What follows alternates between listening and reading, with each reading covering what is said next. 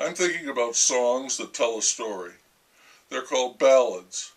It's a little tricky, compressing a story into a song, but if it's done nicely, it's a package we can appreciate because we all like a good story, and the song unwraps itself as it goes along. A story means there is action and some characters we can follow, with some kind of payoff at the end. Tying that all up with music is no mean feat, and it adds another layer of pleasure for the listener. I'm sure the first song I ran into like this was the Ballad of Davy Crockett.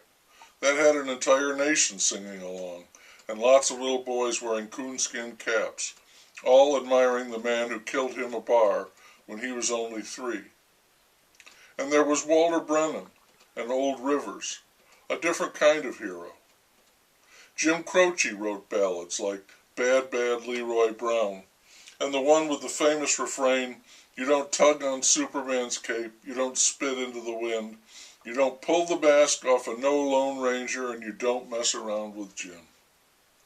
Harry Chapin wrote a number of well-known ballads, including one I think maybe was called Taxi, about a man driving one who picks up a fare, a lady he used to know years ago before his life fell apart and he lost his dreams and he wound up high and driving a taxi. Dan Fogelberg had a seasonal song like that, the one about the man who meets his former girlfriend in a grocery at Christmas time. Ray Davies had the song about Lola. The Dixie Chicks sang about Earl. Jimmy Dean had some hit ballads before he got into sausage. There are so-called novelty songs that tell stories, most of them funny, like the Harper Valley PTA. Don McLean's American Pie didn't supply many laughs, but it was catchy. Drove my Chevy to the levee, but the levee was dry. And good old girls were drinking whiskey and rye and singing "This'll Be the Day That I Die." The Who stretched this out and wrote an entire opera about a boy, Tommy, but that was too much for me, and I never got any further in that than the one line, "That deaf, dumb, and blind kid sure plays a mean pinball." This is by no means an exhaustive list of ballads. I'm sure you can come up with a bunch of others. I'm only trying to give a few examples so you know what I mean by the term ballad. I do want to say a little more about 2 of them that made a lasting impression on me. The first is the Ode to Billy Joe.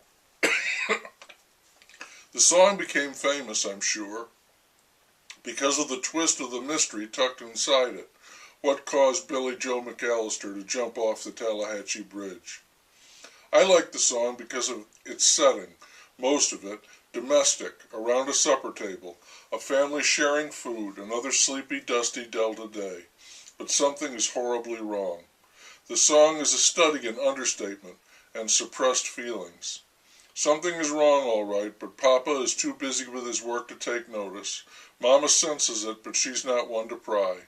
And the speaker never comes right out and tells us much of anything, especially about her feelings for Billy Joe and what happened up on Choctaw Ridge.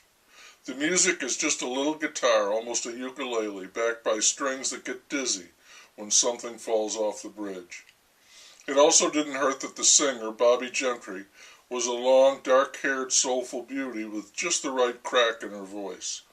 It's an unforgettable song in which nothing much happens, on the surface anyway, but deep down an awful lot is lost.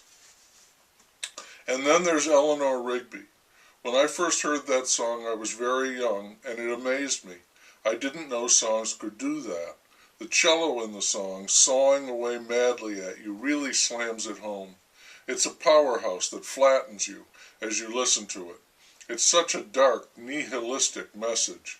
Father Mackenzie wiping the dirt from his hands as he walks from the grave. No one was saved. I caught a video of this, Paul McCartney singing it alone at a concert at the White House in front of the assembled dignitaries. That setting astonished me, really bowled me over. What a notion to bring that song to the leader of the country. Here you are, sir, all the lonely people, your people, sir. Where do they all come from? All the lonely people, which would include you too, sir. Where do they all belong?